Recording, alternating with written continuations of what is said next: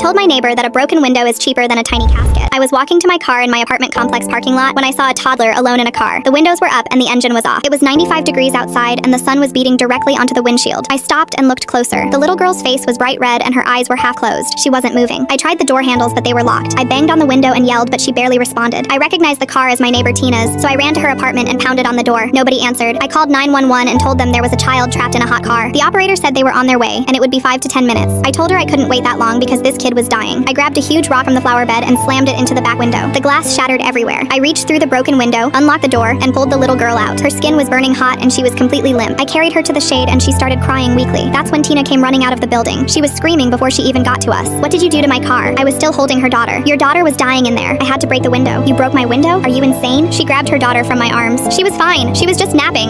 I was letting her finish her nap before I brought her inside. She wasn't napping. She was unresponsive. Her lips were turning blue. You're lying. She always sleeps hard. She looked at her shattered window and started screaming again. Do you know how much that's going to cost? You're paying for this. Your daughter almost died. She did not almost die. I was watching from my window the whole time. I was going to come get her in 5 more minutes. Tina, she was minutes from being dead. She was sleeping. I do this all the time because she naps better in the car. Other residents were coming outside. Tina pointed at me. This psycho smashed my car window because my daughter was taking a nap. Someone call the police. An older man pulled out his phone. Tina kept going. She's always been crazy. She complained about my music once and now she's destroying my property to get back at me. This has nothing to do with your music. You traumatized my daughter and destroyed my car because you can't mind your own business. She pulled out her phone and started filming me. Everyone in this complex needs to see what kind of person lives here. She started typing. I'm posting this to the building group chat right now. Let's see how everyone feels about living next to a criminal who breaks into cars. The ambulance and police arrived at the same time. The paramedics immediately took the little girl from Tina and started checking her vitals. One of them looked up. This child had a heat stroke. Her core temperature is 104 degrees. She needs to go to the hospital right now. Tina's face flickered. She was fine when I put her down for her nap. Ma'am, at this temperature, she was minutes away from organ failure or death. Whoever got her out of that car saved her life. Tina pointed at me. She broke my window. I want her arrested. The cop looked at me. Did you break the window? Yes. This kid was dying and I couldn't wait. He turned back to Tina. In this state, it's legal to break a car window to rescue a child. She won't be charged. Tina's face went red. So she just gets away with destroying my property? Ma'am, your daughter almost died. But she didn't die. And now I have a broken window and she's not facing any consequences. The cop stared at her. You might want to focus on your daughter right now. I don't need parenting advice from you. I need her to pay for my window. Ma'am, you left your child in a hot car. You're lucky you're not being charged with child endangerment. Tina ignored him and turned to me. I'm still suing you. I don't care what the law says. I was watching her from my window the whole time. You weren't watching close enough. I was coming down in 5 minutes. She would have been fine. Something inside me snapped. You know what, Tina? A broken window is cheaper than a tiny casket. Your sister learned that the hard way. Tina froze. Your sister's baby died in a hot car because nobody broke the window in time. You cried on my couch about it the night you moved in, and now you left your own daughter in a hot car to nap and you're mad at me for saving her? Tina didn't say anything. She just stood there staring at me. The cop looked between us. Ma'am, you need to go to the hospital with your daughter right now. Tina climbed into the ambulance without another word and they drove away.